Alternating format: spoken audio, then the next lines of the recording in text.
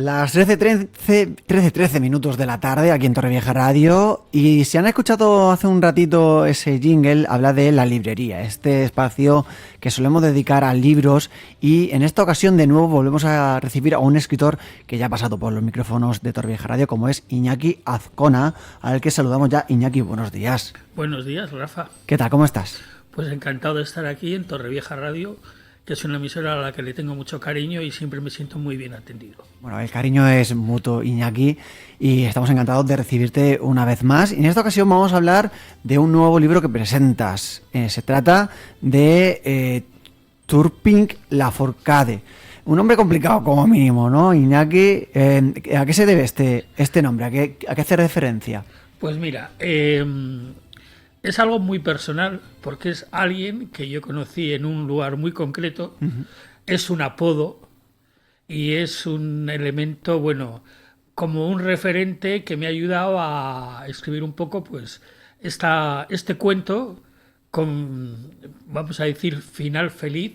Uh-huh. Va a tener seguramente continuidad, dándole unas buenas cachetadas. Vale, hablamos de una novela, en este caso. Sí, hablamos de una novela que es un canto a las segundas oportunidades. Uh-huh. Es una novela que en principio empezó como una especie de vendetta, pero se fue transformando. A medida, muchas veces cuando empiezas a escribir, yo escribo con escritura automática, me dejo llevar. Uh-huh. He corregido durante 40 años mucho y he tirado mucho a la papelera, y ahora ya solo corrijo después de que termino. Uh-huh. Y para eso está luego la editorial, los filólogos, y que me hagan correcciones técnicas, lo que les dé la gana. Me dejo llevar. Y entonces empezó haciéndole una especie de crítica, porque era un elemento que yo lo conocí en Londres. Y era un elemento que era muy atractivo, un elemento, pues yo lo conocí estudiando en el Barbican Center, tenía unas proporciones muy, ¿cómo te diría yo?, cautivadoras. O sea, tenía como un imán y tenía mucho éxito físico, mental, y te atrapaba, pero luego te manipulaba totalmente. Y estaba acostumbrado, yo formaba parte de un grupo para especializarme en la categoría que yo quería tener, que era gestión de empresas socioculturales, y resulta que empezó suavecito, como estos elementos que son muy sutiles, muy inteligentes, civilino, y nos fue captando a todos las debilidades, y empezó a a maniobrar. Y se me quedó, digo yo, este elemento merece la pena dedicarle una reflexión con crítica, porque no es un elemento aislado. Hay mucha gente que gracias a su físico, que yo lo veo como un valor, yo soy un esteta, me encanta la gente guapa, o sea, y el que diga que no, pues a mí me gusta. No es una historia de recelo ni nada, es una historia de reconocimiento, pero sin patente de corso. Uh-huh. O sea, y entonces este elemento, pues bueno, pues vi cómo maniobraba siempre para ganar, no hacía nada, tenía una habilidad que manejaba sus tiempos siempre con la ley del mínimo esfuerzo y con consecución rápida de objetivos. Y yo me vi, a mí me cautivó. O sea, no solo a mí, nos cautivó a un montón de gente. Uh-huh. Pero luego nos utilizó muchísimo, a todos los niveles. Y entonces pues empecé a desarrollar la novela y y vi que tenía juego, y en principio iba a ser un cuento que tenía yo apalabrado con una editorial. Y claro, se estiró, y claro, cuando se estira una cosa, pues hay que dejarla fluir. Y terminó. Y Turpin Lafourcade, pues eso, es un elemento, yo creo que lo he expresado lo mejor que he podido, uh-huh. Un elemento pues con doble vertiente, pero que yo le doy un pase. O sea, quiero decir que no lo castigo, no lo condeno al destierro. Por lo que comentabas, Iñaki, puede ser que se trate de una persona tremendamente narcisista. Evidentemente. Uh-huh. Evidentemente narcisista e inteligente. Uh-huh. Y muy inteligente, porque no te creas que cualquiera es capaz. O sea, éramos un grupo igual de 12 personas. Y imagínate tú, un grupo muy selectivo, o sea, gente concreta. Yo venía del País Vasco, imagínate, o sea, seleccionado en una categoría, y había gente de varios países, y el tío pues, se manejaba en un orden, pero bueno. Y sí que es verdad que que luego, a medida que yo lo fui conociendo, pues me di cuenta que él no tenía toda la culpa, que la culpa la teníamos también todos los que lo hemos rodeado. Que una persona no se hace a sí misma, que la hacemos entre todos, y que le habían dicho mucho guapo, guapo, guapo, tú vales mucho, eres excepcional, y se lo había creído y había visto que le funcionaba. Y entonces te das cuenta que al final, o sea, todos nos atrapamos, o sea, él está ahí, él quien vende su libro, yo lo compro, soy corresponsable. Y entonces, pues bueno, pues le hice, en el libro le hago pasar por unas, o sea, con esa naturalidad que tenía él de conseguir cosas y objetivos rápidos, pues le hago fracasar.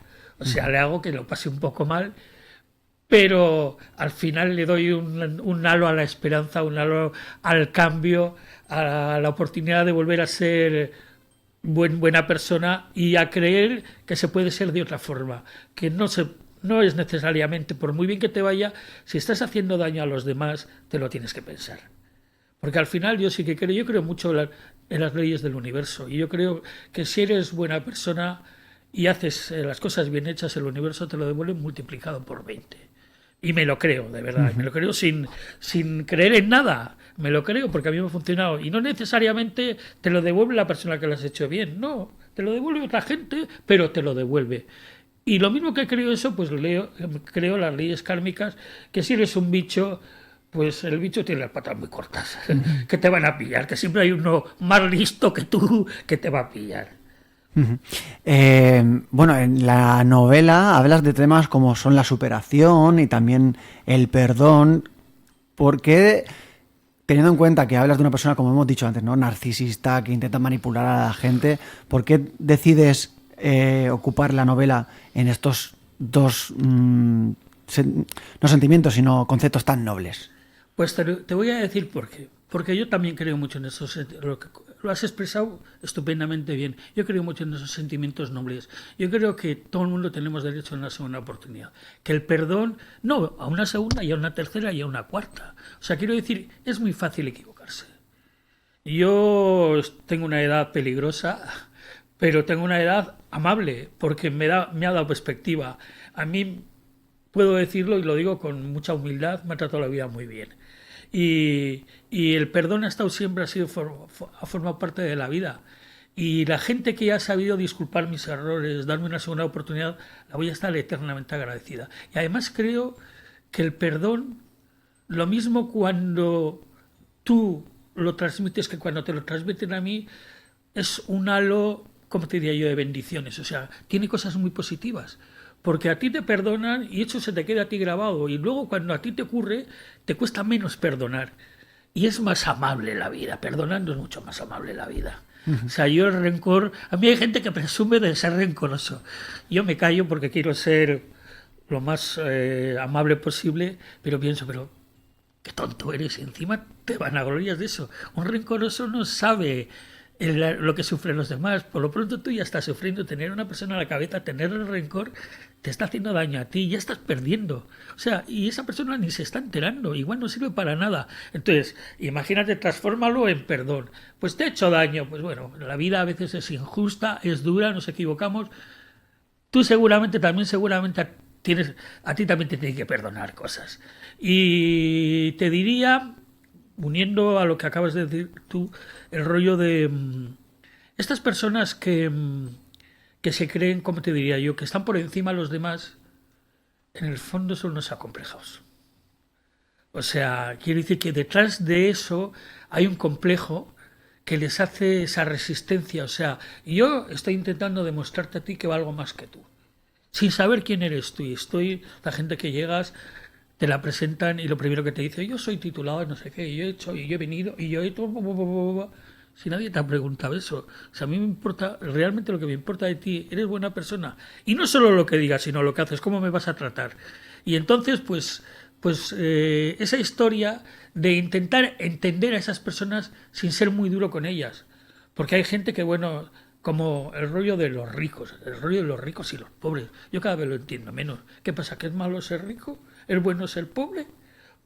Es malo ser muy inteligente, es malo tener capacidad tienes capacidad de manipular. Lo malo no es la manipulación, lo peor sería que no tendrías capacidad de tener acción, de accionar. Bueno, pues yo te voy a dejar y te voy a dejar llegar hasta donde yo quiera, intentando ser justo. No voy a intentar ni que te aproveches de mí, ni yo me voy a aprovechar de ti. Y entonces en esas, ¿cómo te diría yo? En esa, calibrando un poco esa forma, pues yo creo que se alcanza la justicia. O sea, esa justicia personal de hacer las cosas bien, de valorar a la gente buena, de valorar a la gente positiva, de darte cuenta que es muy fácil cometer un error, muy fácil cometer un fallo, pero muy fácil. Y que qué bien se vive perdonando, o sea, qué bien se vive perdonando, o sea, se vive mucho mejor. Y al final yo creo que de eso se trata, de vivir. Uh-huh. En este caso, un género o un formato que sueles utilizar es la prosa poética, que es cómo se escribe. Turpin Laforcade, háblanos un poquito de ese método que te gusta utilizar y por qué también decides tener esta herramienta narrativa. Pues mira, Rafa, te voy a ser honestamente sincero. Yo no sabía ni que era prosa poética. Me la han catalogado los técnicos. Pero es que al final me sale natural. O sea, te quiero decir que yo he escrito toda la vida poesía. Bueno, vosotros sabéis, que os lo he dicho alguna vez, que escribía, rompía, no me atrevía a publicar. Pero claro, estaba rodeado de gente que había publicado, que había leído cosas mías, que me las había robado. Venga, chico, tírate a la piscina, que al final... Y bueno, con mucho pudor, o sea, con mucho pudor, con mucha humildad. Y sigo igual, no te creas que he cambiado mucho. Pues bueno, me tiré a la piscina. Y entonces la primera, claro, yo esperaba, lo mandé a 5 editoriales pensando que me lo iban a devolver todo, diciendo, oiga, no nos moleste. Vale, ahí está la salida. Y empezaron a catalogarlo y no sé qué. Y es una porque tu particularidad es esa prosa poética que no... Y lo repitieron varias veces, prosa poética, y lo siguen repitiendo. Uh-huh. Y entonces al final, pues claro, forma parte de, ¿cómo te diría yo?, de mi leitmotiv a la hora de escribir. Creo que tiene mucha influencia la poesía. A ver, para mí es más fácil, es rápido, queremos conseguir las cosas rápidos y me cuesta menos. Entonces hago la intercambio. O sea, intento meter...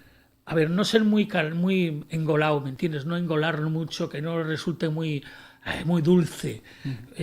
Pero bueno, pero la meto porque es que luego lo lees, yo lo leo y me sorprendo después de escribirlo y sobre todo cuando tengo que me pasan las galeradas para que haga correcciones, a ver si estoy de acuerdo, y lo leo y me sorprendo yo mismo, digo, puñetas, esto parece que lo ha escrito otra persona.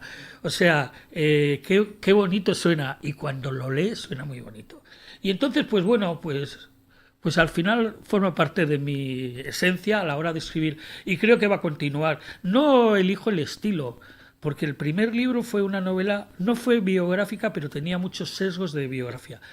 El segundo fue poesía pura y dura, pero además en primera persona, que luego una filóloga me dijo, tío, ya te vale, has escrito 160 poemas en primera persona del indicativo y en presente.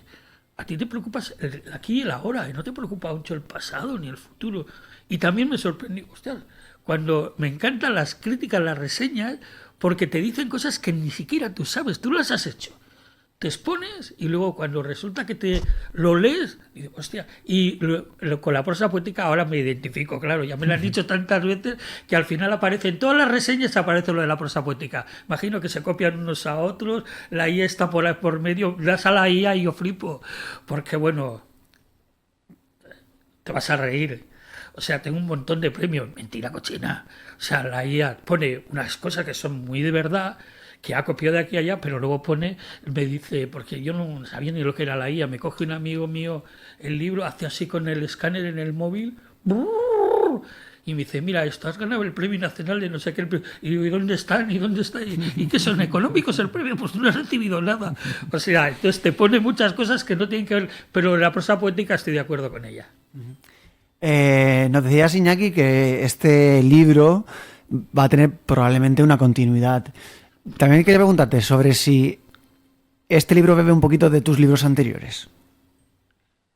Pues, ¿Tiene algo de relación entre ellos?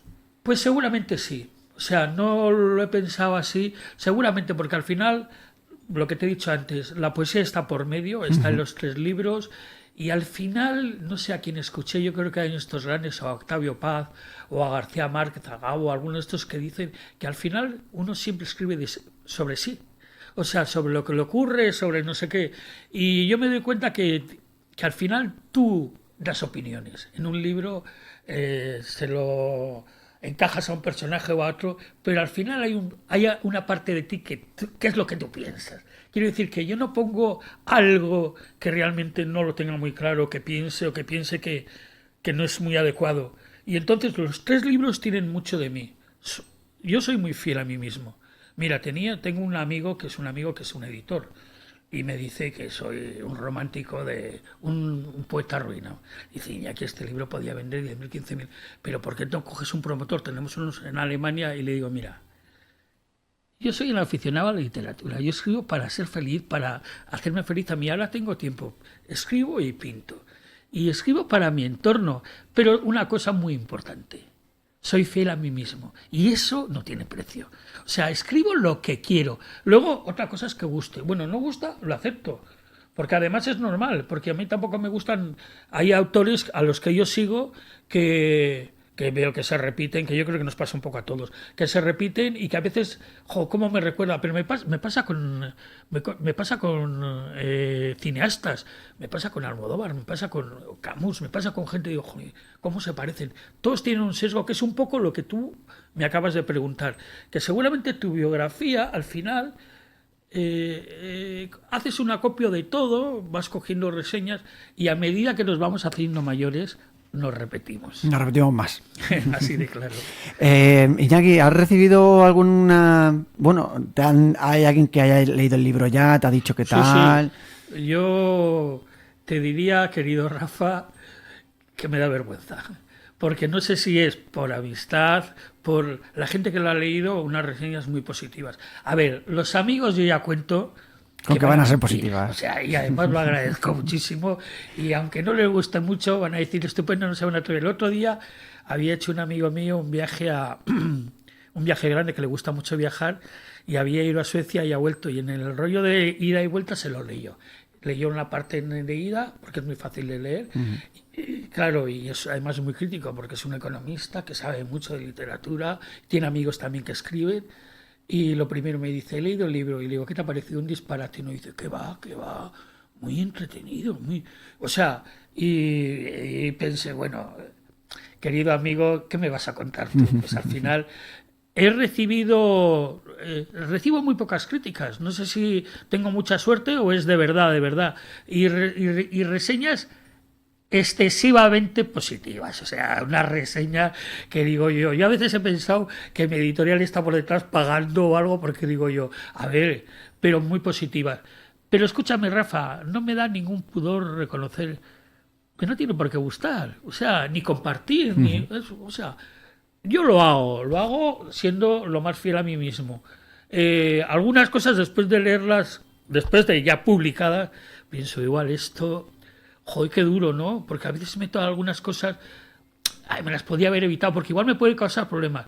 Pero enseguida me lo quito de la cabeza, digo, ya está, has sido fiel a ti mismo, lo has hecho, has disfrutado haciéndolo, y ahora que los demás opinen. Evidentemente, no te mosquees ni te enfades por alguna crítica. Y si a alguien no le gusta, aceptarlo con deportividad. Porque además me parece que es muy positivo. Yo quiero seguir escribiendo, sin agobiarme. Y seguramente... nunca voy a ser un escritor que va a pasar a la posteridad. Voy a ser, primero porque he empezado muy tarde, no sé si me va a dar tiempo, y segundo porque no me pongo cuotas de ambición.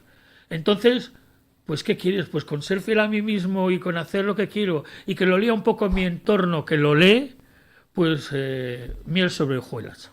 Decías, Iñaki, que tienes planeado seguir escribiendo. No sé si tienes ya en mente algún libro ya. Sí.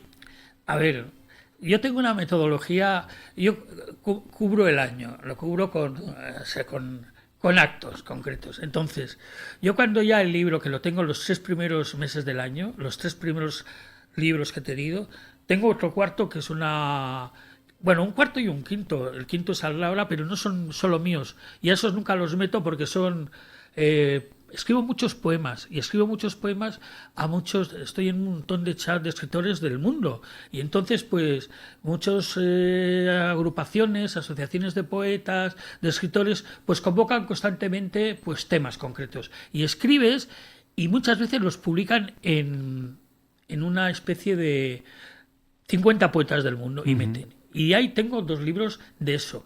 Eso lo dejo al margen, porque si escribo poesía para publicar o un poema, lo publican, me dan un diploma, bueno, el rollo, esa parafernalia, que se mueve un montón de gente en ese entorno y no pensaba que había tanto loco por la poesía, y sobre todo en Latinoamérica, pero sorprendente, pero mucha gente.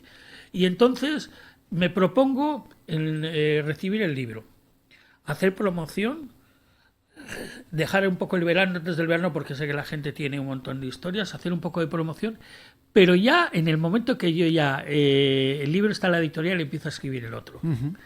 Y estoy por la mitad del cuarto mío. Y este va a ser, pero va a ser porque casi me lo obliga ¿cómo te diría yo? La gente que concilia conmigo, que me llama, que me dice, joder, cómo me gusta. Va a ser seguramente íntegro de poesía. Va a ser un libro de poesía que a mí me gustaría que sería sobre temas concretos. Sobre, no tanto valores, sino temas. La soledad, la distancia, el desamor, el amor, el perdón, o sea, cosas, o sea, un catálogo de temas concretos para que la gente que igual tenga un problema, porque la poesía es un refugio. A veces estás muy mal y coges un libro de poesía, yo lo abro por donde cae y casi siempre te dice algo, pero si encima lo pones más fácil, pues tienes un problema de desamor y ya sabes que hay algo muy concreto referente al amor, pues ya te vas ahí y bueno, a ver qué te inspira, a ver si te ayuda. Y bueno, y estoy encantado porque voy por la mitad, lo voy a terminar rapidito porque la poesía es lo primero que termino rápido y espero que los próximos primeros meses del año 26 pues salga. Creo que no va a haber ningún problema en principio, porque mi editora está muy contenta conmigo y le tengo que hacer alguna faena gorda para que me corten Te corten el grifo. Bueno, pues Iñaki Azcona, que presentaba aquí en Torrevieja Radio su nuevo libro, Turpic la Forcade. Muchísimas gracias por estar con nosotros aquí en Torrevieja Radio y por compartir este ratito tan agradable. Un placer, igualmente.